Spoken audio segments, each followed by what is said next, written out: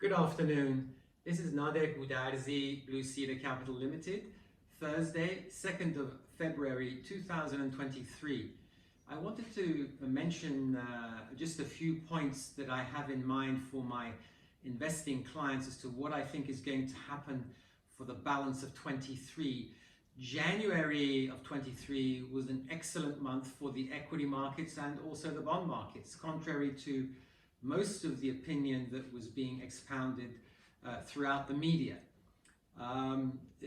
Portfolios need to be balanced right now, and of course 22 was probably the worst year in living memory for balanced portfolios, but in 23 balanced portfolios will certainly benefit from quality and high yielding bond allocations. Interest rates throughout 23 will on balance more or less remain as they are now. The Federal Reserve did raise interest rates by a quarter the other day, and they are thinking that potentially we may be turning the corner. By the end of the year, you'll probably find interest rates coming down again. Europe obviously is a little bit behind the US. I think there is certainly value in the Treasury bond market still, even though yields on the 10-year Treasury have dropped from 3.8 from the beginning of the year to the current level of around 3.4.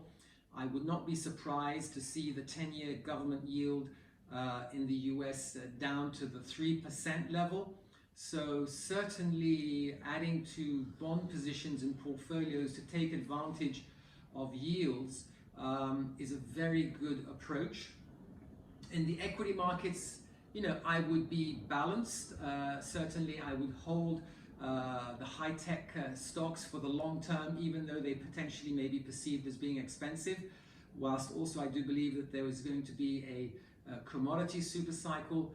And then following from that theme, I think that the gold price will outperform to the upside, contrary to a lot of expectations. Central banks will continue to buy gold to diversify their portfolios. Investors are underweight gold. I think the gold price certainly could achieve during 2023 $2,400, $2,500 an ounce. $3,000 an ounce is not out of the question.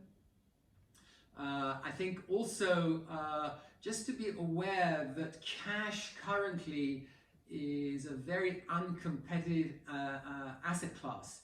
So I would be moving the cash, as I mentioned, to the bond portfolio. I would be moving cash, if you haven't got gold, to be buying gold. Already the gold price has certainly recovered by some 20% in the last couple of months.